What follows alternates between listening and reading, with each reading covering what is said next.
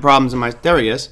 No idea why that happened. Anyway, good morning, everybody. Welcome to the TraderMerlin show. I had to install some different devices, so things got unplugged. Hopefully my audio is back on track. I'm actually going to ask you guys to help me out here with a little bit of visual aid in just a second. But there we go. Got it fixed. Sound is fixed. All right, our topic for today is going to be the U.S. debt problem. Yes, hopefully the sound is back over there for everybody. It looks like it's popping on my end, so that should be good. Just give me a yes that you guys got good sound over there now at least, and I will continue on. Otherwise, I will struggle to figure out what my sound issue is. Excellent. Thank you, Ricardo.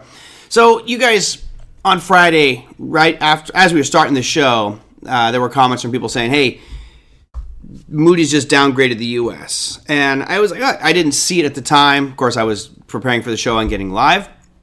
But the reality was it wasn't exactly what you guys had thought, or at least what was conveyed. So the question that came in was, where was it? There it is. Scott said, can you talk about Moody's downgrade of U.S. debt? What does this mean for the little guy? Well, to start with, they didn't downgrade U.S. debt. I think that's an important distinction. Downgrading is officially saying our rating was AAA, now it's going to be AA plus or whatever the rating table, and I'll show you the table here in just a second. So they did not downgrade U.S. What they did is they kind of fired a shot across the bow, going from stable to negative, which I think you and I have talked about this many times on the program, where we looked at the current situation of the U.S. government, its debt situation, and getting to $33 trillion, just insane. And then what needs to be done to help pay for that debt, that puts us in an even worse position. So the actual statement was this. Let me see, I think I have it right here. This was the comment from the senior vice president on the announcement. He says, any type of significant policy response that we might be able to see to this declining fiscal strength probably wouldn't happen until 2025 because of the reality of the potential or political calendar next year. So what they're saying is the situation is not going to get any better because nobody's going to want to go into the election year making massive cuts to their current situation, right? Yes, some people would argue that making the cuts makes them look better and we're doing things to make America better. But of course, I think most Americans, if you had to say, I want you guys to be cutting government pay and cutbacks or keep spending money and making this economy thrive, most people are going to err on that side of let's make the economy thrive and just spend more money. And no politician, I think, wants to be caught holding that bag and looking like the villain, because obviously if you make significant cuts, there's going to be a lot of negative press about you, about your administration. So I agree with William Foster of Moody's that I don't see anything changing until after the election. That means that the rampant increase in debt that we've seen over the past few years is most likely going to continue. And I think Moody's is probably in the right spot to say things like, we don't see a positive outlook here for the U.S. right now. Right now, we're switching it from what we thought was stable to now negative. Now, I'll ask you this. Out of the three rating agencies, right, you got Moody's, S&P, and you have Fitch. Trivia time for you right now. How many of them have downgraded U.S. debt in the last, let's say, 15 years, right? Downgraded U.S. government debt in the last 15 years. What do you guys think? You got a 33% chance of getting it right. Actually, a 25% chance of getting it right because it's either going to be all three, two of them, one of them, or none of them. Now, of course, you know that Fitch did it earlier this year. So you've got one at least. How many do you think? Well, let me show you here because I think it's kind of interesting when you look at the actual numbers. S&P downgraded U.S. debt back in 2011, right? So we have two of them. Yeah, you guys got it. Yep. It's interesting because, Standard & Poor's, you could argue, was way ahead of the curve. Going all the way back to 2011, they downgraded U.S. debt, and they haven't raised it back up to AAA since. So we're still at AA plus for S&P, which is, one step out of prime. Prime being the absolute best. Now, the answer is two. Moody's is the only one that's still staying at prime, meaning it's the best. It can't get any better. So what Moody's did today is, I think, just set the table for what they should be doing, and that is downgrading U.S. debt.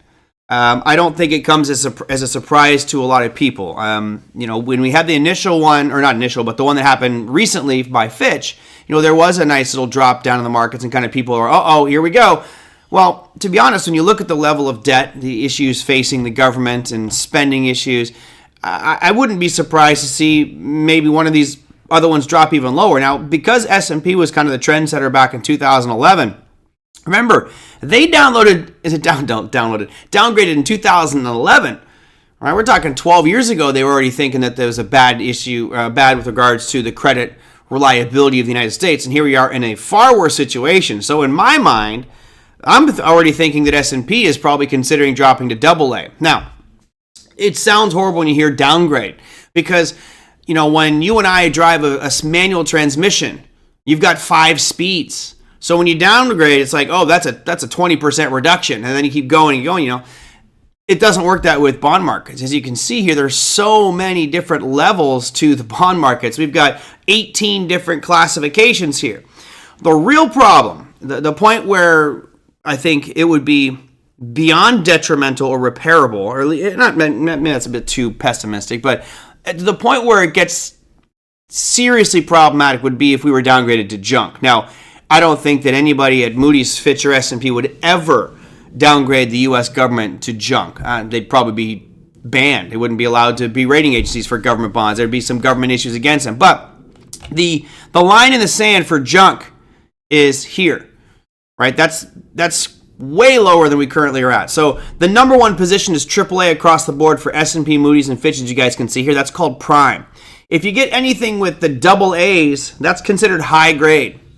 If you get the single A's, that's considered upper middle grade. And for kind of the global market, if you are below, if you are triple B or below, you're junk, right? That's the bad place to be. So we have a long way to go, I think, before we really start to look atrociously bad. Now, one of the reasons I've been bearish on the market is just I don't see us getting out of this current situation from a financial perspective. I think that the debt's going to continue to increase. I don't see that slowing down anytime soon.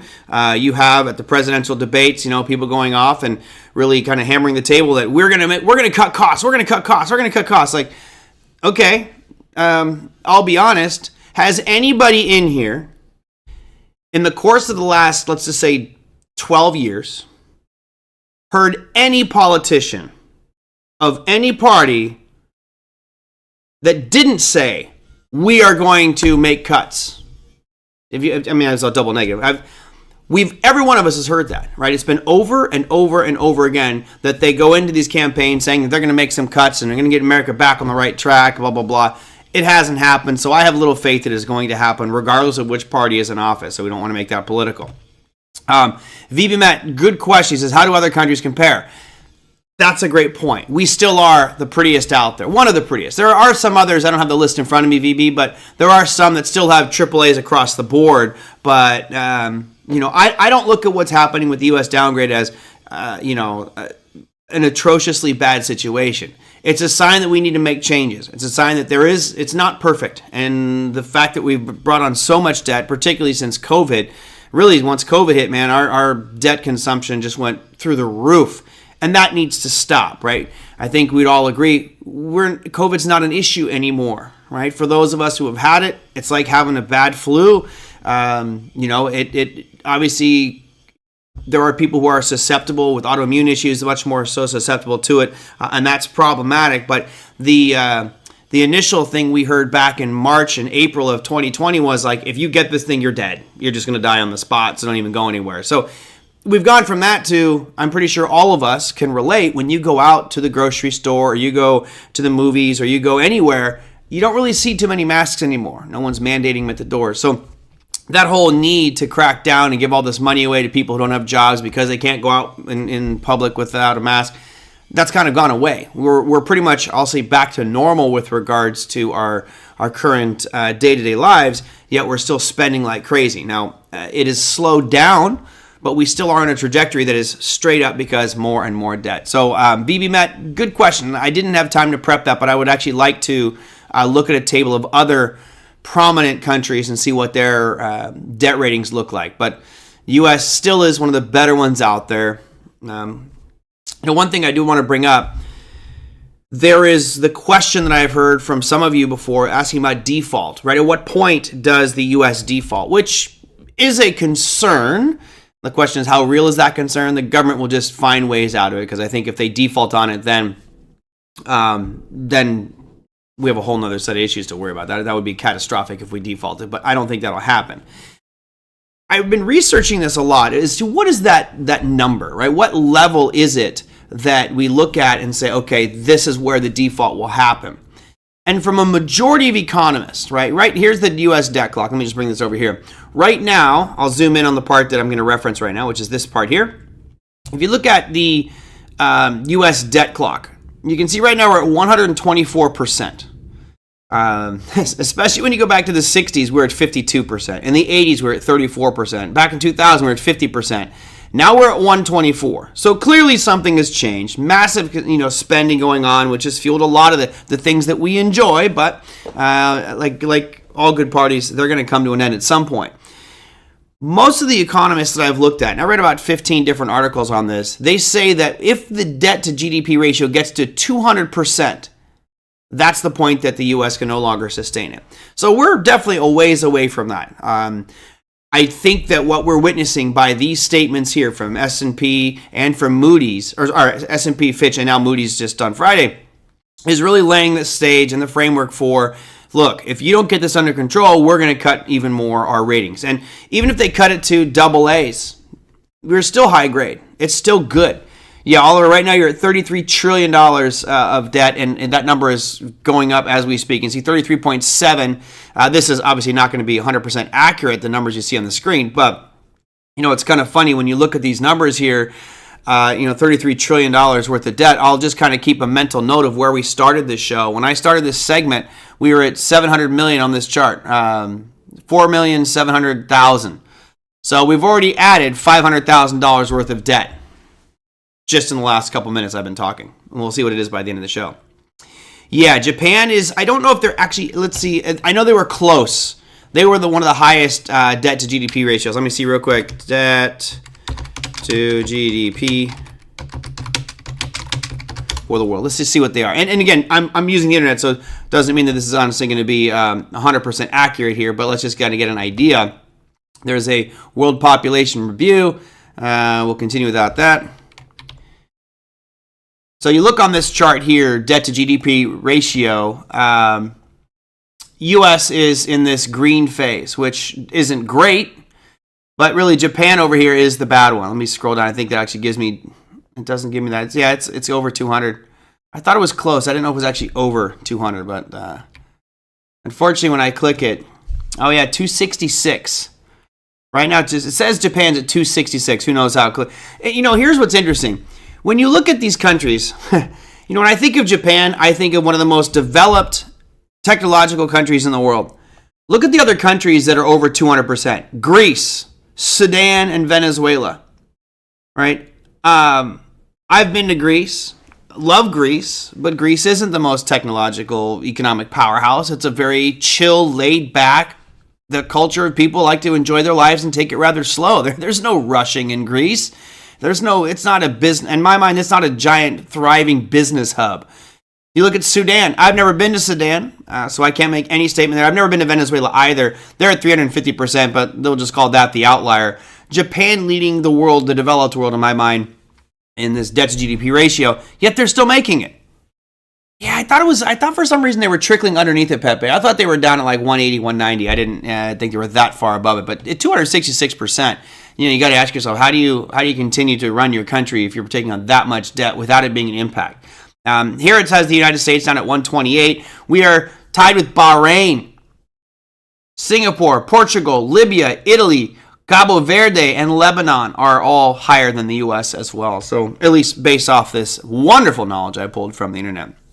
So let me see. What other country? Pepe said, pouring billions into other nations' war without a say in the expense of what is actually cost the money gone. Yeah, that's something that I really think that all of us collectively are going to start to have more of an issue with. I know many of you personally do. I do as well. Like we just arbitrarily send a country, oh, here's $60 billion. Do with it what you want. I mean, we obviously want it for a specific purpose. It's there to go to aid or development or infrastructure. It's probably going to go to the elected officials and to weapons and defense stuff. So, yeah, I certainly would like to go and have my say in that, but that's just not the way the system works, unfortunately. Let's see. So, yeah, that is the at least the situation that we face right now. We're downgraded. I do think that what you'll see probably in the coming months will be Moody's downgrading from AAA to AA1, which is there. And the thing I don't like about this whole bond rating thing is they're all different. They all have to have their own little terms, which is just silly. For if you look at S&P and Fitch, they're the same with regards to how they rate, but Moody's has a totally different classification. It's really what.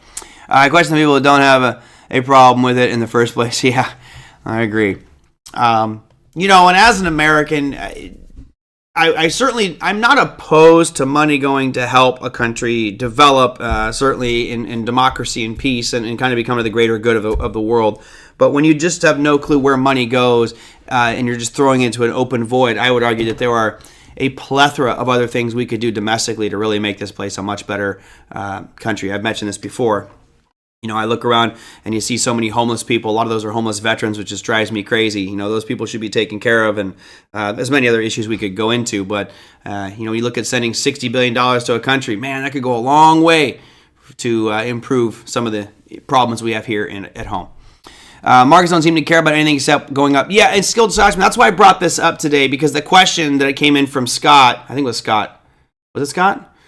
1 second. I want to make sure. Yeah, Scott sent in the question initially, what does it mean for the little guy? Right now, it doesn't mean anything, right? What it means is that the agencies that are rating us are slowly kind of looking at the situation going, it's getting a little bit worse.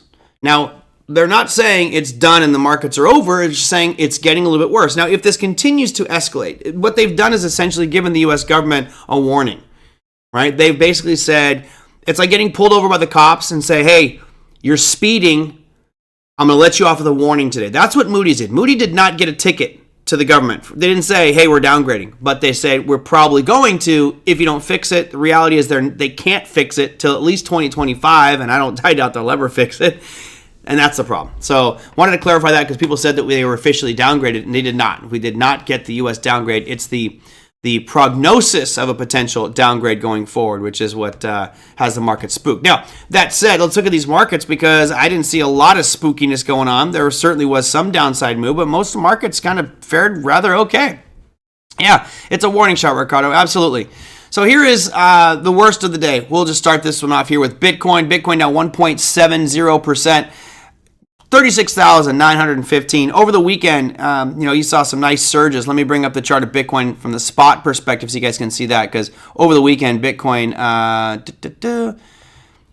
did better than what the futures did. Remember, futures are closed, whereas Bitcoin isn't. So you saw on Saturday and Sunday we were much higher. Now we're drifting a little bit lower, and obviously not the best to have it at 36,549. I'd like it to keep going up, but I would imagine there's going to be a pullback here given this giant run that Bitcoin has had. I still am in camp of we're going to have a Bitcoin spot ETF coming out sometime here soon.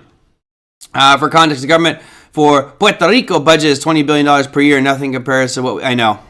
It's mind-boggling, really, how much money we give. And then there's everybody here knows, it's not like I'm saying anything new or that's polarizing, but it doesn't matter whether it's Trump or Biden or Clinton or Obama or Bush. When that money gets sent, it's designed to be you support me, I'll give you some money. I need all your country and your resources, whether it's military or technological. You got to help out America, right? And we could make the argument that's probably not a bad idea to have more alliances, but you're buying your friends. Imagine the rich kids in school, they did the same thing. Went out and just bought their friends. That's not true friendship. True friendship is through deeds and actions and just being a friend, not, hey, I gave you $60 billion. Will you be my buddy today? And that's how our government has worked as long as I've been alive. So, all right, let's move up our ladder. NQ. I know some people were wigging out this morning as it was down much more than it ended up. So let's go here and show you from the close of yesterday to close of Friday's session to where we are now. It was down 0.84%, and now we're only down 0.33. So the market really recouped a lot of it, a lot of the losses. Down 0.33% for the NASDAQ, not that big of a deal, just hesitating. This still looks like it's going to be moving up here, but I've been whipsawed on this one, so I will stay on the sidelines away from the NASDAQ for a little bit because it cost me some money last week. Dollar index, slight trickle down. We talked about this being a bullish flag formation potentially if you look out on a weekly time frame, although some would argue that the the distance that it has gone down from those peaks back on October 3rd would no longer make it a bullish flag formation. I don't know. I still am in the camp that this could be a bullish flag. But what we're seeing now is the last two sessions have been slightly down for that dollar index and continuing on that trend. Right now we're in the middle of that channel as well, so really nothing here to speak of with that dollar index. I can get rid of this little demand zone I had drawn because that is gone. A lot of my lines got to disappear. All right, S&P was your fifth place finisher, down 0.1%. I think it was 0.12. Yeah, 0.12%. The good news for anyone who is bearish is that the S&P is held below the high for Friday and still right into the peak, absolute peak of the supply zone that's in the middle of right now. So I'm not making any play on the S&P either. I'm kind of neutral at the moment. I have a bunch of put options that are expiring on Friday, and we'll see how that goes and how I reposition myself in the coming weeks. 10-year. No real big difference here. You saw a little surge up in yields today, but ultimately closing slightly lower on the day. And right now in the new session, drifting slightly lower, down 0.09, but nothing from a technical perspective. Some could argue that there's a shooting star that happened on today's action. All right, you guys can see that right here. So let me bring this down to there. And basically, if we get below 4.627%, then we might go and challenge this 4.5%. That's just kind of the way I like to trade shooting stars. I'll leave that there and just see how it pans out. Top three podium time, the Russell 2000. It says unchanged on the day. Well, it was down for a while, rallied back up, and you have this small real body. So basically just slightly higher than where it opened, but not higher than the close of Friday's session. So it's calling it 1711 for the Russell futures. All right. Good one for me. I had some nice action in some of my commodities. We had gold was up 0.65%. It's a bullish harami pattern that's forming right now. You actually saw this into an area of demand as well. We had that line drawn at 1935. It came down to a low price today of 1935. So one dime, 10 cents into the demand zone on silver before starting to rally, or on gold before rallying up. Nice action there, and keep your eye on it tomorrow. If this is in fact a bullish harami, you'll be looking at it to break the high of today, which is right there at 1953. If we rally back up above that, then you might have some nice upside movement here on gold. And lastly, crude oil making its third up day in a row since I sold those puts. Gotta love that on XLE. We are up 1.41% today on crude oil. All in all, it's still in a pretty decent downtrend. I'm not going to say that this is the reversal, at least for the better part of the past couple of months. It's been on a pretty decent downtrend. If we do get a pullback in crude oil, to me, the likely spot's going to be right around $80.80. So keep your eye on that one as well. Now, I'll just show you some of the current positions since we talked about last week on XLE. I had the... what did I have this? I think it's the 80s, right? I can't even remember my damn strike prices. I think I had the 80s on... Yeah, it was the 80s on XLE, which expire on Friday. I have the... Oh, no, I got those for December. So the XLE ones I have out for another month, or another couple weeks. December 8th is when those ones expire. Again, I got the 80s, and I got them, I think it was 99 cents, or it was a little over 1% rate of return for 1 month, so that was fine with me. SLV is the largest position I have right now. Nice to see at least a little update because it's been just gloomy for the past 2 weeks on silver. I'm not worried about it. My options all expire on Friday on silver, and I will resell those again. I'd love to see a surge so I could sell those call options at a much higher price, but we'll have to wait and see until at least the end of Friday. Let's see. What else do we have? I had some viewer questions that came through, so let me get to some of those.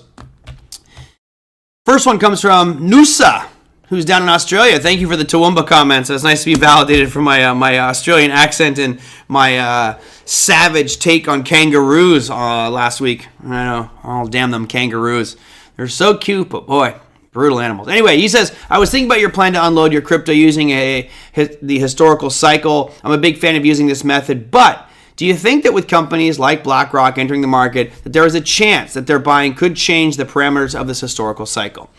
Absolutely, Noosa. Anytime you have new entrants, especially the ones with all the money coming in, it could change the situation. But I think in my analysis for that 4-year cycle, it coincides with the election process. I do think that in 2024, we're going to see a change of leadership. And I think you're going to see more people being pro-cryptocurrency because it's what a lot of people want right now. The entrenched establishment doesn't want it, but I think that new candidates for presidency or political office are using that as a platform now. And you have Elizabeth Warren, who's kind of rallying up all the old curmudgeons that don't understand anything about digital assets and trying to get them on her side.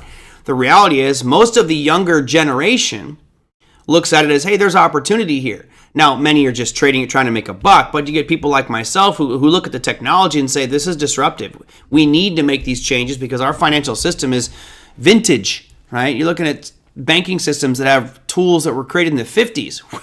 That's like you saying you're going to keep up with a 1950s car.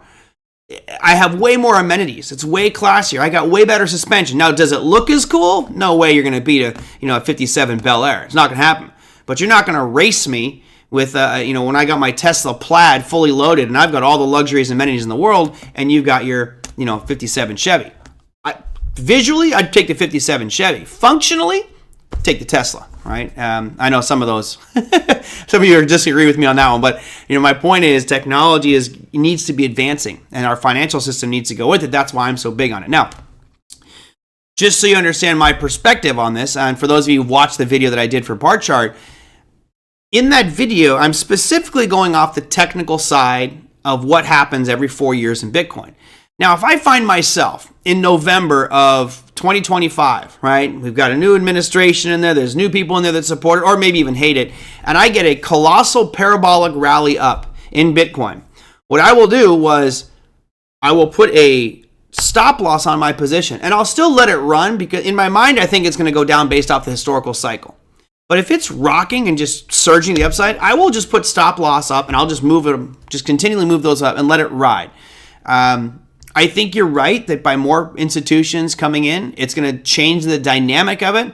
But I think that what you're referencing, BlackRock and ARK coming in and Fidelity and all these major firms buying crypto, what that's going to do is going to have obviously a big buying push to the upside, specifically for currencies or cryptocurrencies that have a limited amount of supply, like Dash, like Litecoin, like Ripple. I mean, not Ripple. Actually, Ripple is fixed as well at 100 billion. But you have things, Bitcoin is the main one. My guess is that their big capital inflows into buying it are going to happen in the next year and a half because that's when these Bitcoin ETFs, the Ethereum ETFs, spot ETFs will be going public and they'll have to buy for that. So does it change the dynamic? I think that what you're looking at is what's going to cause that next market surge. And again, if you watch that video, I have a range between 150 and 375. I kind of settled on 250 per Bitcoin, 250,000. I think that this, what you're referencing, is what's going to be part of that catalyst. The major catalyst is going to be institutional driving that market up.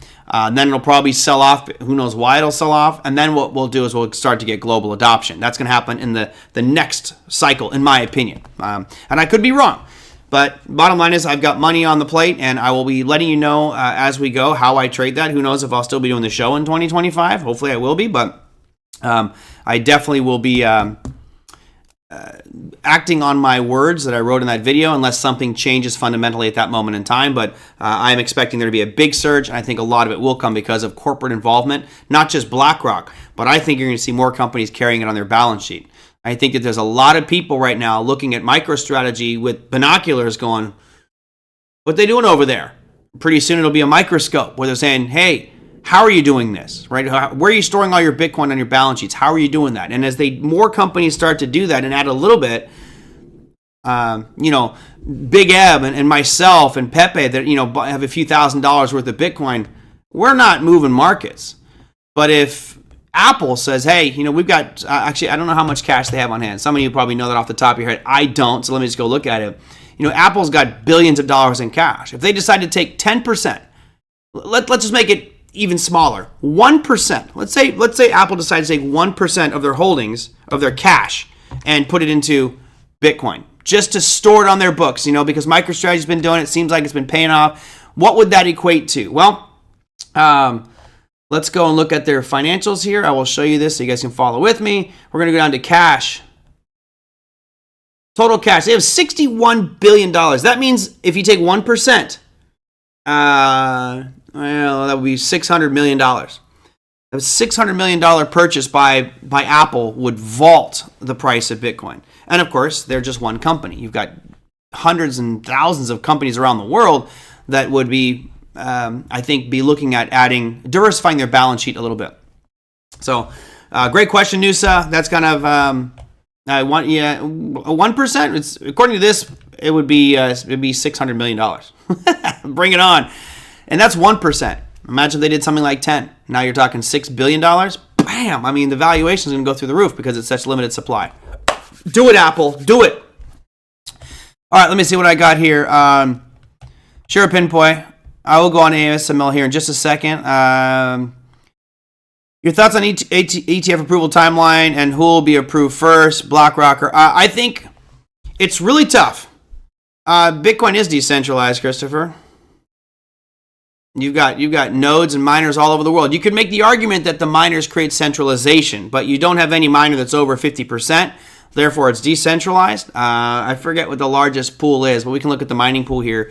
It is decentralized. Remember, a lot of those mining pools are made up of individual miners that are contributing to mining pools. So it's definitely decentralized. As these mining companies get bigger, though, like Riot, Blockchain, and Marathon, it does start to create a little bit more centralization. I can show you that here in just a second.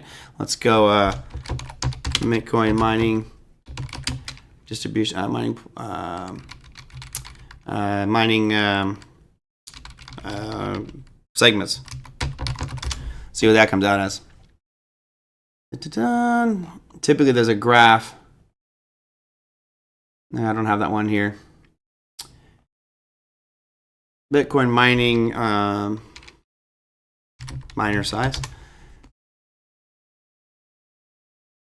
Yeah, I'll have to look at this one up a different time for you, Christopher. But there's tables you can look and see all the miners and what the pool, what they look like. And that's the only really concern about centralization is that a miner gets over 51%. And I think miners understand that they can't get over 51%. Not that it would ruin Bitcoin. So they would actually start a separate one. Even if I was the same company, I'd create two different companies and have them under different everything just so it doesn't look too centralized because it could get there. All right. Let's see. Now that I've completely forgot what I was going into. MJ was talking about the approval. Who's going to get approved first? It's one of two people, in my opinion. Number one, it's going to be either Grayscale, who already has a Bitcoin trust that holds physical Bitcoin.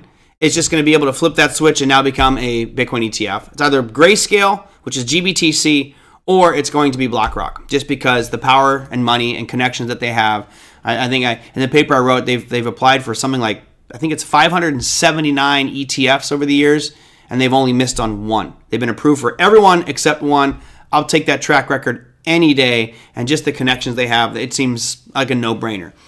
I personally think you're going to get 2 or 3 approved right around the same time, maybe even the same day.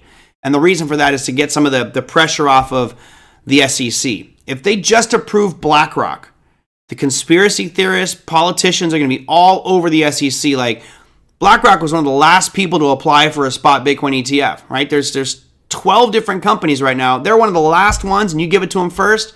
I think our elected officials may have something to say about that. Cronyism. But I do think you'll probably get multiple at the same time. I am on board saying by the end of November, there is who was it? One of the big major investment firms, I want to say is Janus or JP Morgan, not JP Morgan. One of the big names out there was saying there's a 90% chance that we're going to have it by January. So it's becoming more and more evident that it's going to happen. It's just a question of when, right? We haven't had any major issues with Bitcoin. Bitcoin has not been hacked. The regulators have already said it's a commodity. So the path should be cleared. I agree with it. I know you're going to hate me for this one, but I do agree with the SEC expressing concern about how the crypto is stored. So if I'm BlackRock, how am I protecting that? Am I doing cold storage? If I am, which method am I using? You're right. If I look over there and BlackRock's got everything on a ledger, I'd be a little bit concerned.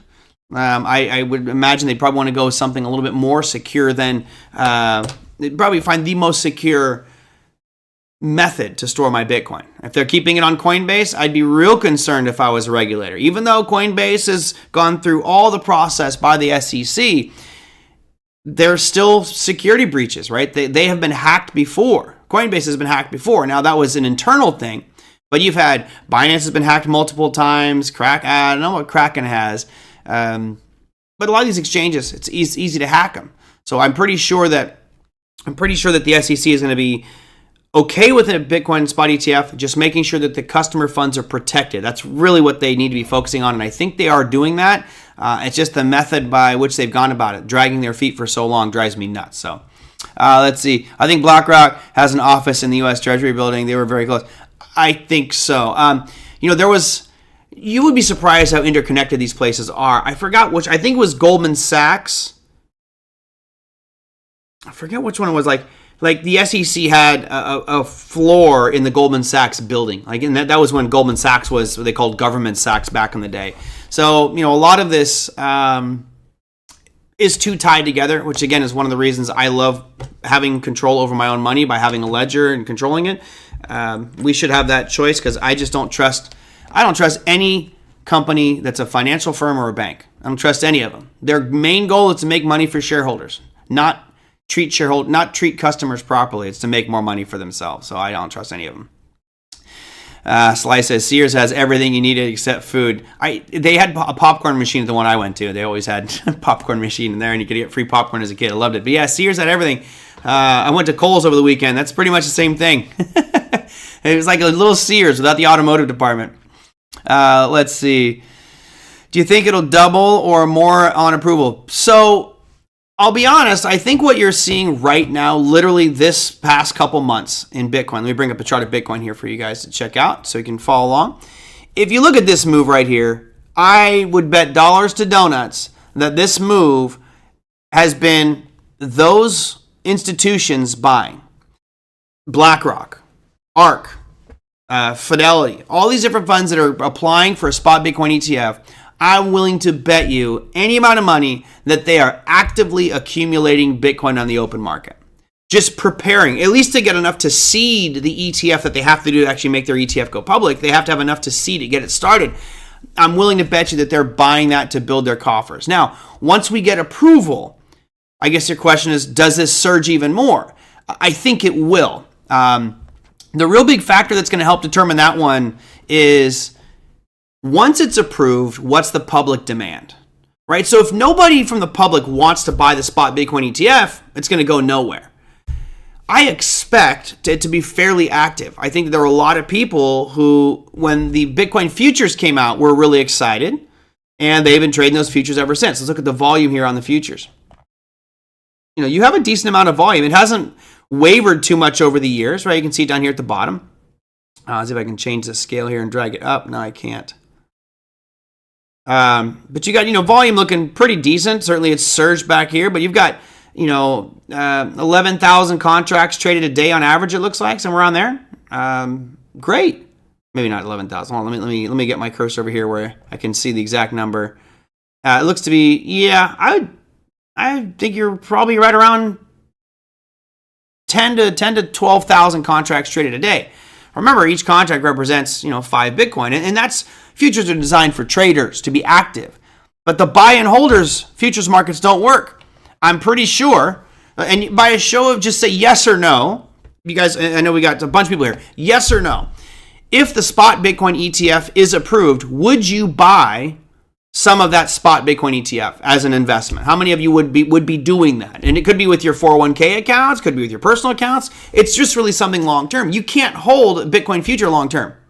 And some people just don't get it or don't want to understand how to go buy physical Bitcoin and take control of it and store it, have self-custody. That's a whole other set of challenges. So I think that the average consumer will maybe start to build a little bit of a position. And as they do that, that will increase demand. Because as more people buy the spot Bitcoin ETF, the more the spot Bitcoin ETF needs to buy. No, before buying. Buying before. Yeah, there you go. Yep. Traded only. Okay. I mean, if you're trading it, you should just go with the futures. You get the leverage, you get the volatility, If it's a long-term hold, though, like I'm looking at some of the things from my long-term investment account. Obviously, I'm probably not going to buy any Bitcoin in my IRA. Why?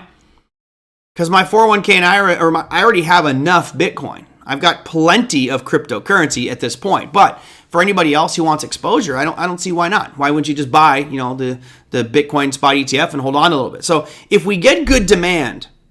Yeah, Pepe says, I don't hold any futures instruments for more than 30 minutes. And that's what they're designed for. A couple hours, couple days, couple weeks, but not long term. RG, I'm with RG personally, which is physical or nothing. I rather own my own Bitcoin. I know that I am helping Bitcoin by keeping it on my cold storage. I know exactly where it is, and by me removing my Bitcoin from supply, from circulation, I'm helping drive that price up. So it will be in a long-term portfolio. So great. And I think most of you guys that are active in crypto are going to say, no, I'm going to buy Bitcoin. But for the average person, I think it's a great entryway into crypto, knowing that it's actually backed by physical Bitcoin or Ethereum at the time. It ultimately depends on demand. If demand is high at the very beginning, then yeah, you could see the price of Bitcoin double. Absolutely. Could we come in tomorrow morning and say that tonight BlackRock and Fidelity and ARK got their approval for spot Bitcoin ETF, and Bitcoin's at 37,000. Could it be 74,000 tomorrow morning? It could. If all of a sudden demand surges for Bitcoin because of those spot Bitcoin ETFs, then yes, it could. Now, I don't think it'll double overnight. I think it'll have a nice pop. You could see a 20, 30, 40% pop and then drift up if demand continues. If demand does not continue for those spot ETFs, Bitcoin's going to go down because they'll be unloading and selling some. Let's see. I bought some Bitcoin this past week. Good. Yep. I'll do both and trade around a core position. Yeah. One of the things I like about it, MJ, is with the spot Bitcoin ETF, I have a little advantage over trading actual physical crypto. And that is, if I buy let's call it the BlackRock Bitcoin ETF, I can buy that and now be selling calls against it. Even way out of the money. I don't care. I'll just increase my rate of return a little bit more. And I think that's just one advantage that I would like to capitalize on personally with the crypto market. So I would probably be a little bit more active. You guys know how I'm using silver as one of my big kind of base options positions. So I like to look at a lot of these, iShares or Spider ETFs and sell puts against those positions at the right time, or time I feel is right. But I also like doing that with silver. And Bitcoin might actually just become another vehicle for that. So I can actually hold Bitcoin and be selling options against it to generate more premium.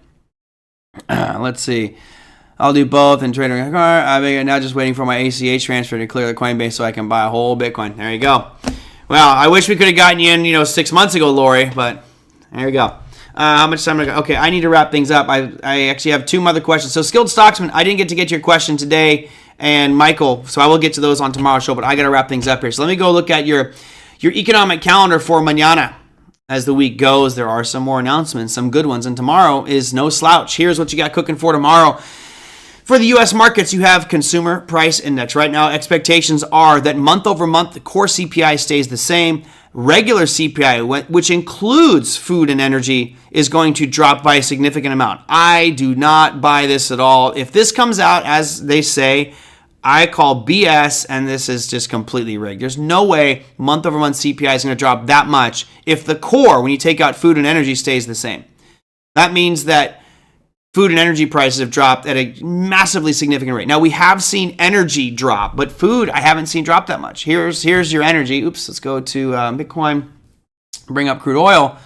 And we've certainly seen a massive drop in the price of crude oil. Going from its peak back in September to where we are right now, it's almost 17%. So yes, that is going to have an impact on it. But I tell you, my food prices don't seem to be dropping at all. It feels like they're actually just going higher and higher and higher. I need to do the In-N-Out burger inflation measure, or the habit, where I just track it every single Friday. I should. Anyway, expectations are that we're going to see year-over-year CPI drop from 3.7 to 3.3. Here's your chart of it. Looks good so far. If this does come out at 3.3, that puts us back down to about here, where my cursor is at. This is good. Real good. From a long-term Fed perspective, if we get a CPI number of 3.3 or lower, expect the markets to really rejoice over that one, because that means the Feds may backpedal and, again, say, well, we're going to pause another time at the December meeting. So that could be really good. Dwight says turkey $70. Hold on a second, my friend. I need to do a show on how to shop for a turkey, because I got a brand new, gorgeous-looking Butterball 16-pounder for 49 cents a pound. Where are you? That's $8 for a turkey, man. That's hard to beat. I'll tell you what, they have fed that turkey more than $8 worth of food and water that I'm paying for. Food is not dropping. I just got back from eating at Chipotle. Yeah, Chipotle is not dropping. But This is a great time, especially for anybody here who has a deep freezer. Like if you have one of those coffin freezers, and I know we've got some people here from the Midwest. We don't have these in California because we just don't have space. But you got Midwesterns, you got those big coffin coolers. I would load up on frozen turkeys. Like right now is like the glory day for frozen turkey. You can get them for 49 cents a pound for Butterball. I think the Vons has them for like 39 cents a pound for their signature brand. But also, guys, prime rib goes on a huge sale for the holidays. Usually, I've seen it get as low as $4.99 a pound for prime rib. Now we are talking. Anyway, brine that bad, but you know it. Of course I brine my turkey. And I'm going to throw it on the smoker. I'm doing a smoked turkey, and I do a prime rib in the oven, plus all the fixings and trimmings. Popeyes is $100. All right, last night. The Economist has maintained Big Mac's index for decades. Oh, yeah, the Big Mac index, yeah. Yeah, but Big Mac has fallen kind of out of grace. It's not even like, I don't know, it feels like McDonald's, I don't know. I don't go to McDonald's anymore. The gastrointestinal disorder after a McDonald's meal for me these days, it's just too much. Anyway, a little TMI for you to wrap up your Monday afternoon edition of the Trader Merlin Show. Let me show you your earnings calendar just so we can get that out of the way, and I'll wrap this thing up and get ready for our Tuesday session. 225 companies reporting tomorrow. The only reason I brought this up because you got a big one there, Home to the Depot. Home Depot reporting earnings tomorrow. There was a couple other ones. Yeah, Mitsubishi, but that's not really on the calendar. So it's all about Home Depot and maybe Tencent Music and Entertainment Group tomorrow, but that's your economic calendar for tomorrow. So I will get to a couple of the questions I didn't get a chance to get to today on tomorrow's show, but I got some stuff I got to take care of. So hopefully you guys enjoyed today's show. If you have something you want me to cover, do me a favor. Send it on in. Say, hey, Merlin, talk about this on the show, and I'll do my best. It's Trader Merlin. Oh, by the way, don't leave yet. Don't leave. I need your input here real quick. So this is my really high-end camera. It's a really nice, high-end, super expensive camera. What do you guys think? Which camera looks better? This is the Canon. This is a brand new one I got. It looks really bright. Like I think it's extremely bright, but it looks really crisp. Do you like this camera right here? This is camera 2. Camera 2 is the bright one. So camera 2, or do you think my original one, which is camera 1, looks better? It looks like much more toned down. It looks, I don't know, my skin color looks more real here. The camera I use every day, but I bought this one because I'm thinking of upgrading my system. It looks much clearer, much brighter on camera 2. So what do you guys think? Camera 1 or camera 2? I'm not a color person, so I can't really tell the colors or anything like that. But just curious what you guys think. If you like this camera, which is the bright one, color 2, and this is like the really expensive camera, which is camera 1. Oh, wow, I got total mix. You do like that one. Is it cleaner, like sharper? It looks much brighter when I use the new one. And it's a lot cheaper. These things, it was like $100. I've been reading reviews and a lot of reviews. And the reason camera 1 with some Trump bronzer, this looks really bright. And maybe I can dial this one in a bit. Yeah, I might tweak the settings. Anyway, all right. Well, thanks for that. Cam 1, Cam 2, I see. The reason I bought this one is I'm thinking of setting up multiple cameras because I have a stand-up idea that I'm actually going to try to put on this wall over here where I can click a button and now I can have a whiteboard and draw on the whiteboard and maybe have a touch screen, something fun. But I needed a second camera for that one. So we'll see how this goes. All right. Number 1 looks real. 2 looks bright. Yeah, I think I'll just dial the brightness down on 2. But number 2 looks really sharp. Number 2 looks like AI. All right. Well, thank you for the input. I will tweak this one a little bit and see if I can get better. For now, I'll keep my my bronzer to President Trump filter on there. All right. That's going to do it for me, everybody. Thank you guys for entertaining me on this last little portion here. Hope you have a great day, and I will see you all tomorrow. Take care, everybody.